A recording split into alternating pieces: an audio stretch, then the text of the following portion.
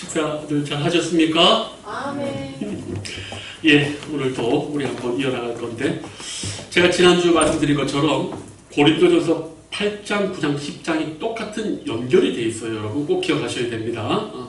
8장, 9장, 10장이 그 우상에게 바친 재물, 이것 때문에 본인이 자유와 권리를 이렇게 뭐랄까 제어하는 것, 그 다음에 10장에 다시 한번 이제 우상 재물 먹는 걸 다시 한번 결론을 짓기 때문에 고린도전서 8장, 9장, 10장은 여러분이 연결되어 있다 이렇게 생각하면 되고요. 우리 제목 한번 다시 한번 읽어볼까요? 고린도전서 9장 시작. 그리스도를 위한 삶, 권리를 포기하는 권리. 대단히 중요합니다, 여러분.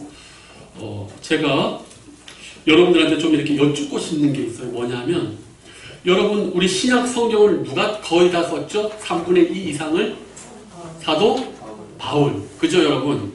그럼 여러분에게 묻고 싶어요. 12사도하고 사도 바울하고 그때 당시에 권위와 사람들의 인식이 어땠을까요? 사도 바울이 더 높았다고 생각하시는 분? 아니면은 12사도가 더 높았다고 생각하시는 분? 오케이. 이걸 많은 분들이 잊고 있어요. 뭐냐면 신약 성경을 사도 바울이 많이 썼기 때문에 사도 바울이 초대교회에서 대단히 존경을 받는다고 생각하지만은 그거는 여러분이 잘 모르는 거예요. 여러분이 성경을 읽으면 읽을수록 눈물이 납니다. 왜? 사도 바울이요. 12사도가 그 당시 사람들에게 받았던 존경과 권위를요. 많은 사람들에게 받지 못했어요. 왜 그러냐면요. 여기 9장 1절, 2절, 3절 보시면 눈물 나죠. 내가 자유인이 아니냐? 사도가 아니냐? 예수 우리 주를 보지 못하느냐? 이 말은 뭐냐면 사람들이 지금 사도 바울을 이렇게 여기지 않고 있는 거예요. 자, 왜 사도가 아니냐 했을 때 이때 당시 벌써 예수님의 사도라고 하면은 교회 전체에 사도에 대한 기본적인 이 생각들이 다 온 성도들이 생각하는 게 있어요. 여러분 오늘날 교회에 목사가 되려면 어떻게 해야 됩니까? 일단은 4년제 대학교를 나와야 되고 그 다음에 신학대학교 MDB 마스터 오브 디비니티 이 그레이드를 받아야 되는 거예요. 목회학 석사를. 그 다음에 교회에서 최소한 전인 전도사를 2년 해야 되고 그 다음에 교회에서 그것이 인정이 됐을 때 그 교회가 부목사로 딱 안수를 해줘야지 목사가 되는 거예요. 이런 과정이 있어요. 물론 요즘은 보니까 뭐 날림도 많아요. 뭐 몇 개월 다니고 뭐 1년 돼가지고 그냥 그건 좀 아닌 것 같아요. 어쨌든 근데 여러분 보십시오. 이때 당시에 사도 딱 하면 12사도가 딱 머릿속에 나요. 그럼 이 12사도는 어떤 사람이냐? 예수님 살아생전에 예수님을 본 사람, 그리고 예수님이 친히 부른 사람, 그 다음에 예수님의 부활을 목격한 사람. 요 세 가지가 크게는 두 가지인데 요 세 가지가 그 당시 초대교회 모든 사람들이 사도하면 그거였어요. 근데 여러분 사도 바울은요 예외였어요. 보십시오. 사도가 아니냐? 사람들이 왜 인정을 안 했냐면은 바울이 본 게 살아생전의 예수님입니까? 아니면 부활의 주님입니까? 바로 그거예요.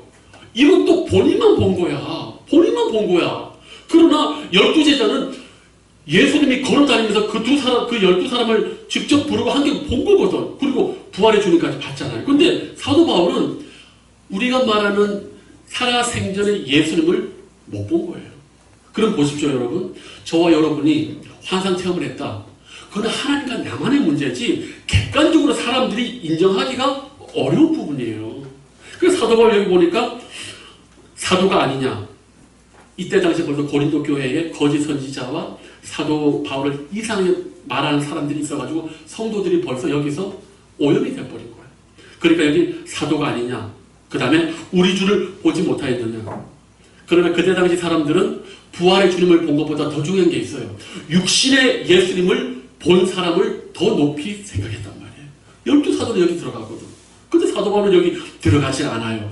주 안에서 행한 나의 일이 너희가 아니냐. 뭔 말입니까? 지금 고린도 교인들이 자기를 안 받아주는 거예요. 그러니까 무슨 말이냐면은 사람들이 사도 바울이 사도가 아닌 것 같다는 거예요. 왜? 기존의 12사도랑 봤을 때 너무 예외적이잖아요. 그렇죠? 그리고 예수님이 12사도 뽑았는데 또 뽑는다? 또 나온다? 이거는 우리 생각이죠. 그때 당시 사람들은 대단히 보수적이었어요, 여러분. 우리니까 이렇게 믿지. 이때 당시는 그렇지 않았습니다. 그러니까 사도 바울이 이 얘기까지 하는 거예요. 너희가 나를 하나님의 종으로 믿지 않고 너희들이 나를 사도로 안 받아들이는데 그게 문제가 있다. 왜? 지금 고린도 교회가 누구를 통해서 교인이 됐어요? 바울을 통해서 됐잖아. 그러니까 너희들이 나를 지금 무시한다는 건 뭐냐면은 너희들이 하나님의 사역자인 나를 통해서 예수님을 믿었는데 내가 아니라고? 그럼 니들 지금 이 믿음과 구원은 어떻게 받은 거야? 이게 지금 역설에 걸리는 건데 성도들은 그걸 모르는 거예요. 여러분, 사도 바울이요, 이 비판을 되게 많이 받았습니다. 엄청 많이 받았어요. 왜냐하면 일단 12사도들이랑 너무 달라. 그죠, 여러분? 우리 교회에서 좀 이상한 좀 어렵잖아요. 또 신앙은 저는 보수적이라는 게 좋아요. 복음적이라는 게 좋은데 일단은 12사도랑 너무 달라. 그 다음에 또 하나, 생계 지원을 아까 안 받았다고 했잖아요. 12제자는 받았습니다. 근데 이거 안 받은 건 제가 나중에 얘기를 해줄게요. 왜? 어쨌든 그 당시 초대교회 많은 성도들은 12사도의 모습을 통해서 각 지역에 전파하는 그 전도자와 목회자들을 판단하는 기준을 가지고 있었는데 사도 바울은 교회 후원을 안 받는 거예요. 이상하잖아요. 성도들이 해주겠다는데 안 받는 거예요. 그 이유가 또 나중에 있어요. 또 신앙인 게 뭐냐면은 사도 바울이 자비랑 선교했지 않습니까? 근데 천막 짓는 일을 했잖아요. 이게 육체노동입니다. 그런데 이때 당시 헬라의 이 사람들, 특별히 상류층 사람들이요, 육체노동은 노예들이나 하는 것이고 잘 배우고 폼난 그런 사람들은 이 육체노동 하는 것 자체가 자신들의 권위를 까먹는 걸로 알고 모든 사람들이 또 그렇게 알고 있었어요. 그러니까 사도 바울이 여기도 걸리고 저기도 걸리는데 일까지 천하게 하니까 옳다구나. 이 사람 문제 있다. 게다가 또 사도 바울은 또 문제가 있잖아요. 왜? 바나바를 만나고 다시 바나바가 안디옥에 올 때까지 10년간 그가 뭘 했는지 목회 공백이 있는 거예요. 모세가 40년의 목회 공백이 있듯이 바울도 물론 다소란 데 가서 그가 아무 일 안 한지 않았겠지. 그러나 초대교인들은 이 사람이 보배로운 스데반을 죽이는데 주동자 아니었습니까? 그러니까 초대교회 사람들은 바울에 대해서 좋아할 수가 없어. 왜? 기둥 같은 7 집사 중에 최고로 성령과 믿음이 뜨거웠던 스데반 집사를 죽이게 한 장본인 또 이 사람이고, 그리고 안디옥 교회 오기 전까지 10년간 뭘 했는지 몰라. 10년간 목회 공백이 있단 말이에요.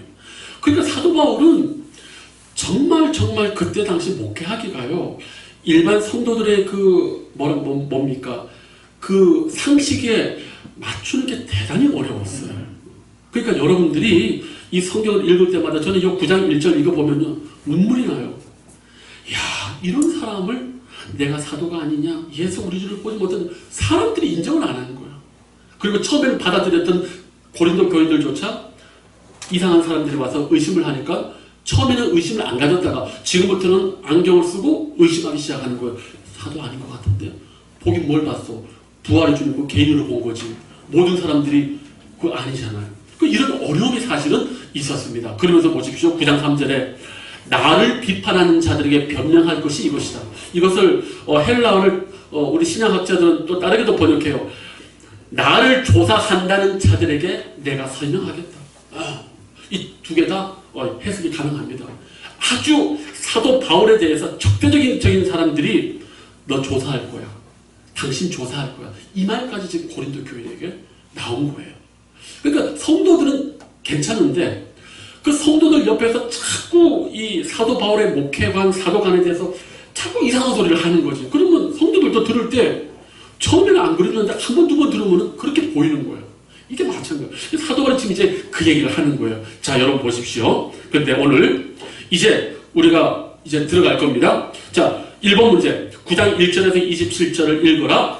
바울은 지식에 근거한 권리와 자유라는 문제에서 지위에 근거한 권리라는 문제로 주제를 옮기고 있다. 이거 어려우니까 기억 안 하셔도 됩니다. 그 다음, 바울이 포기한 사도적 권리는 무엇인가? 자, 여러분 보십시오. 바울이 포기한 사도적 권리가 있죠. 4절 말씀 뭡니까? 우리가 먹고 마실 권리가 없겠느냐. 뭡니까? 사도 바울은 목회자로서 어떤 권리가 있어요? 교회로부터 생계비를 받아서 생활한 권리. 요것만 있는 게 아니에요. 5절 보면은 맨 마지막에 뭐라 나옵니까? 개바와 같이 믿음에 자매된 아내를 데리고 다닐 권리가 없겠는. 이거는 사모를 다닐 권리를 말한 게 아니라 목회자가 속한 가족 전체에도 후원을 해줄 권리가 있다라는 거예요. 왜? 나만 잘 먹고 사는 게 아니라 가족들이 어렵게 되면 목회에 집중을 못하니까 교회가 목회자를 포함해서 목회자 가족 전체에 목회를 전념할 수 있도록 후원한다는 이 의미예요. 초대교회는 그렇게 했고 오늘날 우리 교회들도 그렇게 하잖아요. 그런데 문제는 뭐냐? 바울이요 이거를 포기하는 거예요. 왜 포기했냐? 이게 중요합니다. 이제 이게 2번입니다. 2번은 중요하기 때문에 다 같이 한번 문제를 한번 읽어볼게요. 시작! 복음 전하는 자가 받게 되는 재정적인 도움은 비록 그것이 생계를 위한 것이라 하더라도 때때로 복음의 장애가 될 수 있다. 어떤 경우에 그러한가? 이거예요, 여러분. 사도 바울이 이게 왜 문제가 됐냐 하면은 12사도들이 이스라엘 안에서 생계비를 받고 복음을 전하는 것은 전혀 문제가 안 됩니다. 왜? 거기에 대해서 성도들이 의심하지도 않을 뿐더러 재정 후원을 받아도 어느 누구 하나 시험에 들지 않았는데 이 이방인 특별히 고린도 교회가 속해 있는 고린도시하고 데살로니가는요 이게 대단한 오해를 가지고 올 수 있었어요. 잘 들어보세요, 여러분. 이때 당시 어땠냐면은 고린도와 데살로니가 요 헬라 지역은요 사람들이 철학자들이 길거리에서 이렇게 있으면은 사람들이 물으러 와요. 그리고 본인들도 주장을 해요. 참다운 인생의 지혜, 참다운 구원 이런 것들을요 지금은 교회 가고 강의를 듣잖아요. 근데 요 당시 시대들은 모든 종교인들, 모든 철학가들, 모든 진리를 말하는 사람들이 길가에 나가서 아레아바고 전거 가서 전파하는 거예요. 진리를 얘기하는 거고 또 사람들이 물으러 와요. 그러면은 설교하고 강의하고 하는데 거기서 어떤 일이 벌어지느냐? 사람들이 어떤 말씀을 잘 전하고 진리를 잘 전하는 사람, 종교의 진리를 전하는 사람에게 이 사람들이 모여가지고 이 사람들의 말을 듣는다고 후원을 합니다. 아시겠습니까? 그런데 사도 바울도 처음에 전도할 때 다 이래요. 다르지 않아요. 뭔 말인지 알겠습니까? 그러니까 바깥에 나가서 사도 바울이 하나님을 전하는 거나 그때 당시에 어떤 사람들이 철학을 전하고 어떤 진리를 전하는 게 외부적으로는 다들 그렇게 했다는 거예요. 그렇게 되면 보십시오. 사도 바울이 하나님을 전하고 복음을 전하는데 돈을 받는다. 그럼 어때요? 사람들의 인식 속에 저 사람도 그런 세상적으로 말하는 철학과 진리를 이렇게 전하는 사람들의 일부 똑같다는 생각이에요. 그죠? 차별점이 있어요, 없어요? 차별점이 없지. 어제 어떤 사람은 보이지 않는 신에 대해서 얘기하고 참 그럴듯하고 어제 어떤 사람은 소크라테스 제자처럼 얘기 잘하네? 근데 오늘 딱 보니까 바울이 신에 대해서 얘기 잘하고 후원을 받는다 그러면 그 많은 사람들 중에 바울이라는 사람도 종교적인 진리를 말하고 하는데 그나마 그 중에서 좀 괜찮은 것 같아 하면 뭐예요? 똑같이 그 도매금 안에 들어가 버린다는 거예요. 차별성이 없어진다는 거예요. 그거 자체가. 그러니까 이때 당시에 바울의 복음 전도단이 했던 모든 것은요. 그때 당시 세상 사람들, 세상의 철학자들, 현인들이 다 똑같이 했어요. 여기서 예외가 없습니다. 그렇게밖에 복음을 못 전해요. 근데 거기서 어때요? 돈을 받는 순간 그들 부류 중에 하나로 인식될 수밖에 없었다는 거예요. 그래서 사도 바울이 후원을 받지 않은 이유가 바로 이 특수성 때문에 안 받은 거예요. 좀 이해되십니까, 여러분? 그러니까 우리가 한국적 상황이랑 너무 달라요, 이게. 지금은 다 교회 오잖아요. 근데 그게 아니라고. 그때는 교회가 이제 막 생길 때는 모두가 바깥에 나가가지고 모든 사람들이 오늘 어떤 내 삶의 진리를 얻을까, 어떤 종교를 얻고 싶으면 거리로 나가면 그때 소피스트들, 궤변론자들, 이런 종교 지도자들이 바깥에 나가서 이야기를 하면 사람들이 3, 3, 5여 모여가지고 그 사람 얘기를 듣고 그 사람이 좋으면 후원을 해줬단 말이에요. 그리고 자기들끼리 모였는데 바울도 이때 당시에 언제나 그런 식으로 복음을 전했단 말이에요. 바울이 독특하지 않아요, 여러분. 어떤 사람이 나와서 백성들에게 진리를 전하고 복음을 전하고 하는 게요. 다 일반적이었어요. 바로 그 상태에서 바울은 나는 니들이 생각하는 다른 사람들과는 다르다 해서 일부러 뭡니까? 후원을 받지 않는 거예요. 후원을 받는 순간 똑같아지는 거예요. 똑같아지는 거예요. 이해되십니까, 여러분? 요것 때문에 사도 바울이 이걸 안 받았어요. 그래서 이 부분에 대해서는 많은 분들이 또 이렇게 연구도 했어요. 뭐냐면은 특히 이것이 가장 활성화됐던 데가 바로 고린도, 그 다음에 데살로니가 같은 항구 도시였습니다. 또 여기 항구 도시는요, 사람들도 많이 모였고, 지금 이때 당시 고린도가요, 로마 제국 안에 세 번째로 큰 도시였습니다. 첫 번째가 로마, 두 번째가 아볼로가 있었던 알렉산드리아, 세 번째가 고린도였습니다. 그러니까 여기는 지금 새로운 에너지로 푹 끓으면서 자기 이론과 자기의 그 정신을 하려는 수많은 사람들이 여기 다 몰려들었다는 거예요. 그러니까 바울도 여기 온 거예요. 그런데 전하는 건 똑같아요. 네. 겉으로 보기에는 다 똑같아요. 내용은 다르지만은, 그러나 바울이 여기서 고민하는 거예요. 아, 내가 여기서 이 복음을 전하고 사람들에게 12제자처럼 받는 순간 기독교의 독특성이 아니라 그냥 뭐 좋은 말씀 전하는 사람 중에 하나로밖에 여겨질 수가 없구나, 이것 때문에 일부러 돈을 받지 않았는데 거짓 선지자들은 문제 있다 저놈, 12사도는 받는데 왜 받지 않지, 사도직에 문제가 있고 뭔가 캥기는 게 있으니까 안 받기, 이렇게 나쁘게 얘기하는 거예요. 여러분, 이것이 대단히 마음에 이렇게 아픈 거예요. 자, 한번 넘겨볼게요, 여러분. 그리고 당신의 삶 가운데 복음 전파에 장애가 되는 것이 있다면 무엇인가? 여러분, 어쨌든 사도 바울은요, 이 복음을 전파하는데 이것이 큰 장애가 됐기 때문에 그 고생을 해버렸습니다. 우리가 이걸 꼭 알아야 돼요. 제가 이 말씀도 하나 얘기 드릴게요. 여러분, 커피 좋아하시잖아요. 여성들은 이 핸드드립 이거 좋아하시잖아요. 우리 안고사님들 커피 좋아하시는데, 여러분, 한국에서 최고의 커피 전문가가 있어요. 이 사람 한번 강의 듣는데 보통 100에서 200만 원을 받아요. 참석하는데, 비니엄 홍이라는 분이 계셔요. 제가 예전에 목동에서 사역할 때 담임 목사님이 아프리카 쪽으로 선교하다가 이분한테 배우셨어. 여러분, 커피 세계가 얼마나 대단한 줄 아십니까? 원두마다 물로 내릴 때 가장 맛있게 내리는 온도가 따로 있어. 그래서 어느 원두는 97도에 온도를 넣어가지고 딱 되면 불 끄고 그거를 내려야 되고, 어떤 거는 103도, 101도에 내야 돼요. 그런 세계가 있더라고. 제가 그거 다 배웠다니까. 근데 여러분한테 제가 그 얘기 안 하잖아. 왜? 내 길이 아니다 생각해가지고. 그런데 이거를 이천에 어떤 목사님이 배우러 오셨어요. 여러분, 왜 배우러 왔을까? 왜 배울까? 여러분, 목사님이 이천에서 거기까지 왜 배울까? 여러분, 담임 목사님이 심심해서? 아니죠. 그걸 전도할 목적으로 배워가지고, 그때 다 여성분들이 이 지역마다 이 커피 배우는 게 그거였어요. 그래가지고 이 목사님 배워가지고 거기서 열었어요. 일주일에 2번, 뭐 1만원, 2만원 받고 6주, 7주 과정으로 해가지고 동네 믿지 않는 사람들, 아줌마들 교회 오게 할 수 있으니까 그것 때문에 이렇게 했는데, 그 교회를 여름에 우리가 수련회를 갔거든요. 그런데 그 교회 딱 한 분 장로님께서 너무너무 반대를 하신다는 거예요. 너무너무 뭔가 목회자답지 않다. 그럴 수 있죠. 근데 여러분, 이걸 잘 보셔요. 사람마다 선입견이 있는데, 여러분, 담임 목사님이 목동까지 와가지고 커피 내리는 걸 왜 배웠다고요? 전도하려고. 그러면 그 선한 목적 하나 있으면 이해할 수 있는데, 그분은 절대 이해를 못하는 거지.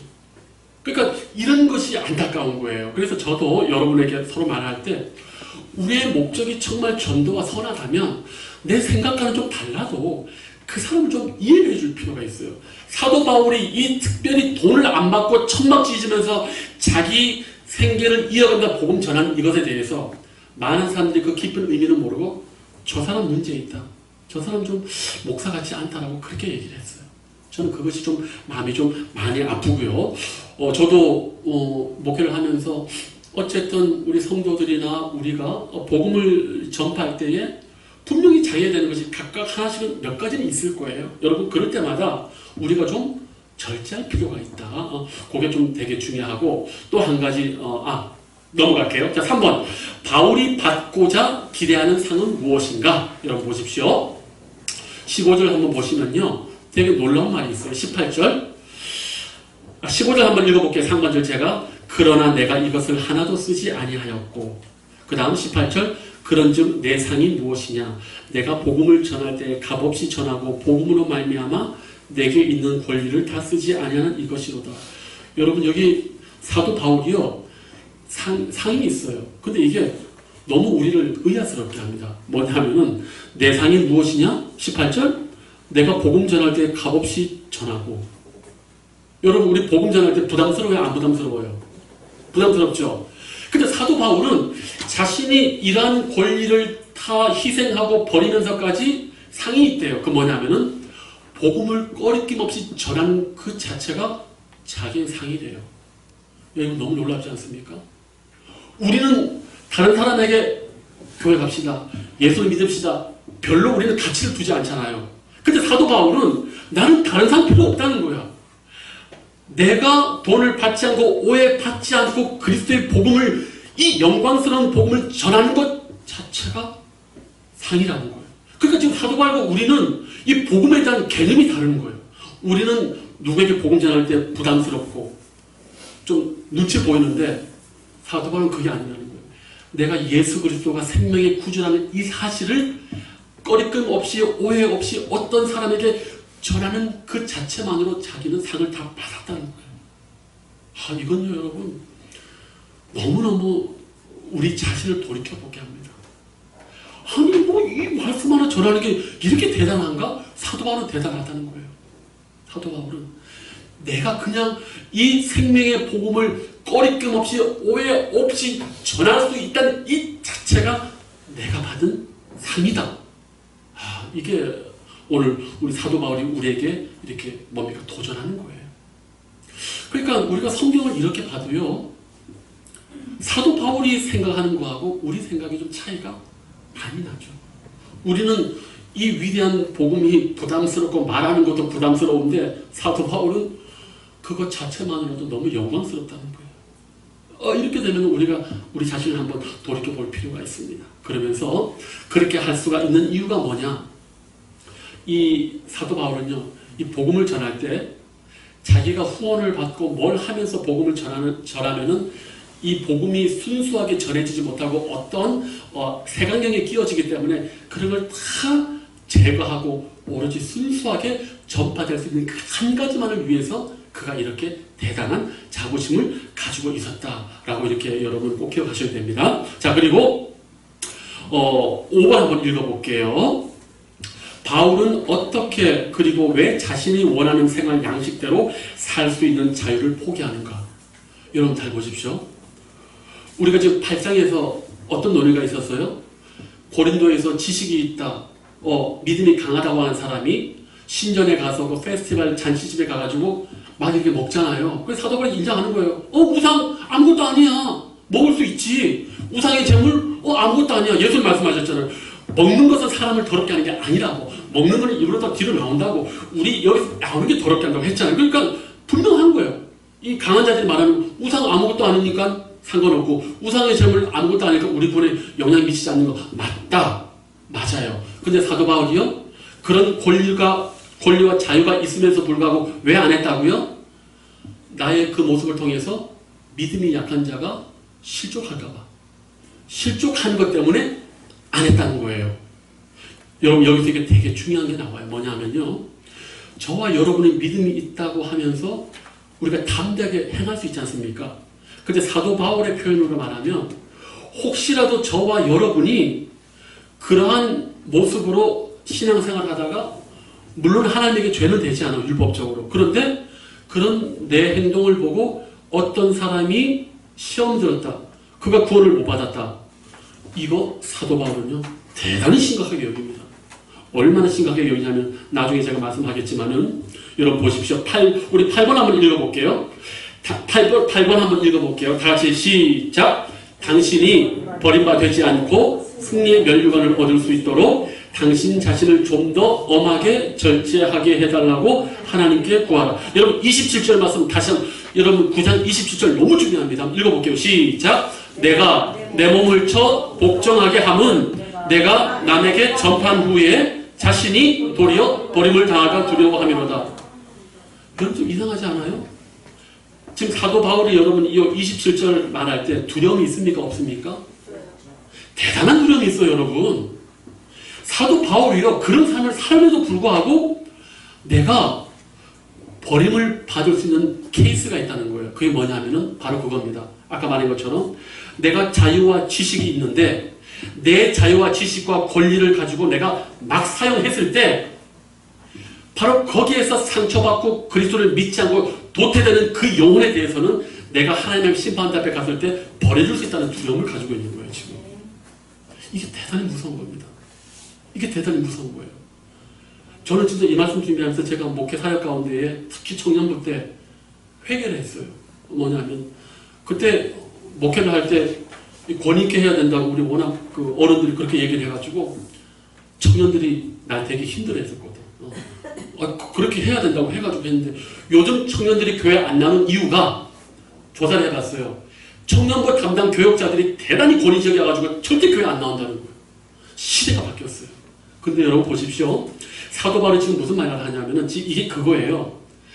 하나님께서 원하시는 목회자 리더십이 따로 있다는 거예요. 그건 뭡니까? 자유와 권리가 있다 할지라도 그것이 한 사람이라도 믿음이 연약한 자들에게 거치는 것이 되었을 때는 내가 이런 자유와 권리를 가지고 누릴 수 있음에도 불구하고 그렇게 하지 않겠다. 만약 그렇게 해서 도태되는 영혼이 있다면 어떠세요? 하나님의 심판 앞에 갔을 때 그 잃어버린 영혼에 대한 하나님의 준엄한 심판이 있어서 나는 버림을 받을 수 있다. 이걸 더 쉽게 얘기하자면 하나님이 오늘 성경에 말한 것처럼 그렇게 목회를 했을 때 만약 100명이 돌아올 수 있다 칩시다. 그런데 사도 바울이 권리를 말하고 지식을 말하고 담대하게 해가지고 100명 올 사람이 70명 왔다. 70명이 들어왔다. 그럼 30명은 잃어버린 거 아닙니까? 그 잃어버린 것에 대해서 자신이 하나님의 심판 앞에 갔을 때는 자기는 버림을 받을 수 있다고 지금 솔직히 얘기를 하는 거예요.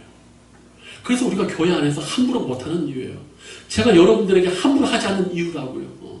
여러분 제 성격이요. 아이고 제 성격 만만치 않아요. 내가 이제 근데 내가 이 사도 바울 서신을 읽어보면서 회개를 했다니까. 성질대로 목회해서는 안 된다는 거예요. 왜? 진리의 말씀이 나를 심판하기 때문에. 그래서 저는 목회하기에 제 성격과 기질이 전혀 맞지는 않아요. 제가 항상 좋아하는 사람이 우리 아버지, 그 다음에 이삭과 우리 아버지는 목회하기에 아주 정확하게 잘 맞는 그 성격이에요. 그런데 저는 야곱 같은 사람이라. 이 잘 안 돼. 그런데 제가 이 말씀 보면서 아, 그렇구나. 내 성질대로, 내 식대로 해서도 사람은 올 수가 있는데, 그러나 이 성경적인 자유와 권리를 제한하면서 이 연약한 사람이 상처받지 않도록 하지 않으면 그렇게 해도 몇몇 사람이 구원해도 잃어버린 영혼에 대해서 나는 하나님의 심판 앞에 갔을 때 사도 바울처럼 버림을 받습니다. 이게 두려운 거예요. 그러면 사도 바울이 무슨 얘기를 합니까? 가장 중요한 게 뭐예요? 24, 25, 26절에 계속 나옵니다. 여기 스포츠맨 둘이 나와요. 마라톤하고 권투 선수가 나와요. 그런데 이 두 선수들을 얘기하면서 뭘 얘기를 합니까? 절제를 얘기를 합니다. 즉 자유와 권리를 제어해야 되는 그 이유에 대해서 목회자로서 절제가 대단히 중요하다. 이거 대단히 중요한 겁니다, 여러분. 그래서 여러분들이 교회 안에 왔을 때 하나님의 직분을 받고 소위 말하는 높은 직분에 있을수록 여러분이 자유와 권리를요 제어해야 돼요. 그걸 가지고 연약한 상처가 교회 떠났다. 사도 바울의 말하면 내가 내 몸을 쳐 복종하게 하면 내가 남에게 전파한 후에 자신이 도리어 여러분 버림받을 수 있어요. 이거 제 말이 아니에요. 그러니까 사도 바울은요 얼마나 목회를 할 때 생명과 사활을 걸고 하는 거예요. 목사로서의 위대함, 떳떳함 그게 중요하지 않다니까. 이 사람에게는 그 자체가 너무너무 뜨겁고 자기 영혼을 불태우지만은 이 하나님이 주신 막강한 권리와 자유가 잘못 본인이 사람을 섬기고 연약한 자들을 위해서 하지 않고 상처를 주게 되고 하게 되면 그것이 도리어 나에게 뭐가 된다? 화가 된다는 거예요. 이게 대단히 무섭습니다. 그래서 지금 여기 말하는 게 뭡니까? 절제하라는 거예요. 절제하라는 거예요. 함부로 얘기하지 말고 특별히 믿음이 연약한 사람들 상처 주지 말고. 그러니까 교회가 제가 이걸 깨닫는 게 참 어려웠어요. 왜냐하면은 지금도 바깥에 나가면 어른들이 여자들끼리 그런 말이에요. 교회를 다녔는데 우리 어머니 명예권세 받으셨어요. 근데 저기 빠마 미장원 가니까 그런데 사람들이 야 너 아직도 권사를 못 따랐냐? 이 사람들 생각에는 장로, 권사 이런 게 계급이야 계급. 성경은 그게 아니라니까요. 되게 무서운 직분이에요. 직분이란 되게 두려운 직분이에요. 영광스럽기도 하지만 잘못됐을 때 버림받을 수 있는 거예요. 그러니까 야고보가 여러분 야고보서가 예수님의 친동생이 쓴 거예요. 여러분 육신의 동생이 뭐라고 합니까? 아무나 선생이 되려 하지 말라. 니들이 받는 그 하나님 앞에 그 책임과 심판이 더 크다고 얘기하잖아요. 그러니까 여러분 이게 우리가 정말 이 중직자분들은요, 특히 교회를 다니면서 저는 이 말씀들을 왜 이렇게 강조를 안 할까 이런 생각들을 되게 많이 해요. 그래서 여러분 제가 여러분들에게 원하는 게 있어요. 여러분이 교회에서 높은 권위를 가질수록요 우리는요 믿음이 연약한 사람들에게 만만하게 보여야 돼요. 이게 대단히 중요합니다. 모두에게 열려있는 사람이 돼야 되는 거예요. 그래서 여기 보니까 율법 없는 자에는 내가 율법 없는 자처럼 유대인들에게 유대인들처럼 약한 자는 뭡니까? 그 사람의 수준에 맞추는 거예요. 사도 바울처럼 그 뛰어난 지성과 그 좋은 평판을 가진 사람들이 유대인 율법 없는 약한 자들에게 딱 섰을 때 원래대로 하면 여러분 그 사람들 사도 바울에게 게임이 안 돼요. 사도 바울은 당대 최고의 석학입니다. 근데 여러분 이 사람이요 무식한 사람들 또 잘 배운 사람들 거기 갈 때마다 그들의 눈높이를 왜 맞춰요? 그들을 얻으려고 한 영혼이나 얻으려고 자존심이고 뭐고 다 이렇게 없는 거예요. 그래서 제가 말씀드린 게 뭐냐 우리 교회에서 최고 우리가 높여야 될 사람은 새가족이고 처음 예수 믿는 사람들이에요. 우리 모두는 직분과 상관없이 그를 얻고 그가 믿음 생활 잘하도록 그의 종이 되고 섬겨야 된다고요. 근데 오늘날 한국 교회가 그렇지 못한 모습이 너무 많아요. 그렇지 않습니다. 여러분 제발 그렇게 하지 마세요. 여러분이 성경을 알면 그렇게 할 수가 없습니다. 무서워서도 못해요. 사도 바울 보십시오. 저와 여러분이 인생을 놓고 봤을 때 사도 바울보다 더 위대할 수 있겠습니까? 근데 사도 바울이 지금 얼마나 두려워합니까? 자신의 자유와 권리를 잘못 행사했을 때에 믿음이 연약한 자들이 도태됐을 때 그 영혼에 대한 책임감을 본인이 지고 심판당했을 때 버림받을 수 있다고 두려워하는 이 겸비의 모습이 그래서 나는 절제한다. 여러분 교회가 왜 문제가 많고 우리가 왜 문제가 많고 교만해서 그래요. 우리가 너무 교만해서 그래요. 절대 그렇지 않습니다. 그래서 여러분 8절에 했지 않습니까? 지식은 교만하게 와 사랑은 덕을 세운다.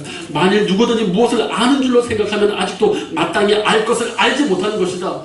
제가 얘기했지 않습니까? 이거 동양철학, 노자철학 하는 사람이 이걸 보면 아마 예수 믿을 거라마? 왜? 노자 도자경 첫 번째가 이거 나와요. 도가도 비상도, 명가명 비상명. 도를 도라고 하는 순간 네가 그 도를 알았다고 말하는 순간 너는 아직 다 한 게 아니고 이름, 사물의 어떤 용도를 알고 그것이 이거다 하고 했을 때 우리는 벌써 그 용도를 개념화시키고 벌써 거기에 딱 한정시키기 때문에 다른 용도를 못 나가는 거지. 여러분 우리 이렇게 불빛 쳤잖아요. 제가 어렸을 때 엄마한테 혼났어요. 낮에 왜 불을 켜냐? 여러분 불은 밤에만 킵니까? 성경에 그죠? 장로님 말은 불은 어둠을 밝히는 거죠. 근데 장로님 그게 불의 원초적인 개념이 아니에요. 절대적인 개념이 아니에요. 그건 우리가 편의상 하는 거예요. 근데 여러분 낮에 아내와 결혼기념이라 이렇게 음식을 먹을 때 촛불 켜야 안 켜요? 켜잖아요. 촛불은 밤에만 켜다. 그건 우리 생각이에요. 그거는 우리 모두가 생각하는 거거든. 사물의 그런 그 용도는요 우리가 편의상 정한 거지 그게 절대적인 게 아니에요. 바로 우리가 여기에서 깨달아야 되는 거죠. 이걸 못 깨달으니까 그래서 여러분 가정에서요 폭력적인 남편 아내가 누군 줄 아십니까? 생각이 굳어진 사람들 소위 보수적인 사람들이 폭력적이에요. 왜? 저희 둘째 명이 목회자 되기 전에 우리 둘째 조카가 왼손잡이 하는데 우리 작은 명이 상처가 있어요. 고아 출신입니다. 애가 둘째가 점수인데 밥을 먹는데 제가 그때 여름방학 때 같이 살았거든요. 갑자기 어느 날 그래요. 야, 너 왜 왼손으로 밥을 먹어? 하면서 애가 주섬주섬 오른손으로 밥을 먹어. 근데 며칠 지나죠? 막 먹으니까 매형이 기분이 안 좋았나 봐. 그 큰 손으로 애를 때리는데 막 욕을 하면서 왜 왼손을 쓰냐고. 근데 여러분, 동양권에서의 오른손이 제 손이지 외국에는 왼손을 더 많이 써요. 아시겠어요? 왼손을 많이 쓰고 오른손 많이 쓰고 별로 중요한 게 아니에요. 근데 이분 머릿속에는 뭐예요? 왼손을 쓰면 애가 이상한 거랑. 그건 자기 생각이지. 여러분, 그런 얘기가 되게 많습니다. 부모로부터 상처받는 자녀들의 특징이 뭔지 압니까? 아버지 생각이 고루하고 아버지가 예외가 없어. 자기가 아는 게 진리인 거야. 자기가 다 안다는 거지. 천만의 말씀. 그래서 그런 사람들의 특징이 뭐냐? 폭력적이에요. 그러나 열려있는 사람들은요, 그렇지 않아요. 부모님들은. 내가 인생 살아보니까 내가 아는 게 다가 아니더라. 살면 살수록 내가 아는 게 다가 아니기 때문에 애들이 잘못하고 무슨 일이 나왔을 때 그래요? 라고 묻지 이게 아니라고 말하지 않아요. 사도 바울이 이렇게 딱 얘기하지 않습니까? 누구든지 무엇을 아는 줄로 생각하면 아직도 마땅히 알 것을 알지 못하는 것이요. 여러분, 그래서 오늘 우리가 다른 걸 얘기하지 않습니다. 바울이 왜 자유를 포기하고 권리를 포기합니까? 믿음이 연약한 사람들을 얻기 위해서. 그리고 그렇게 삶을 살지 않고 도태된 영혼에 대해서는 하나님의 심판대 앞에 내가 심판을 받게 될 것이고 나는 그 자리에서 버림을 받을 수도 있기 때문에 이 준엄한 마음 때문에 그는 언제나 스스로의 권리와 자유에 대해서 스스로 최소한 절제하고 그들을 얻으려고 내가 좀 자존심 상하고 어려워도 한 사람이라도 얻을 수 있다면 유대에게는 유대인처럼 행하고 이방인에게는 이방인처럼 행하고 연약한 자에게는 연약한 자처럼 행하고 이렇게 자기 자신을 거기에 복속시킨다. 이게 여러분 우리의 모습이 되어야 되는 겁니다. 그러니까 여러분 이 사도 바울의 이걸 오늘 이렇게 보면서 여러분 꼭 기억하십시오. 여러분 하나님 앞에 정말 겸비하셔야 돼요. 정말 여러분 하나님을 두려워하셔야 됩니다. 저는 이 사도 고린도전서 제가 신학대학교 때요. 제가 사도 바울 아주 그냥 너무 좋아해가지고 사도 바울의 책은 다 읽었어요, 여러분. 뭐 이 책뿐만 아니라 누구랑 제가 붙어도 사도 바울에 대해서 말할 수 있어요. 여러분들이 자꾸 오해하시는 게 내가 자꾸 그 1차 전도 여행전에 바나바를 높이니까 자꾸 여러분들 중에 누가 바울이 그런 사람이 아니라는데 여러분 오해하셔서 그래요.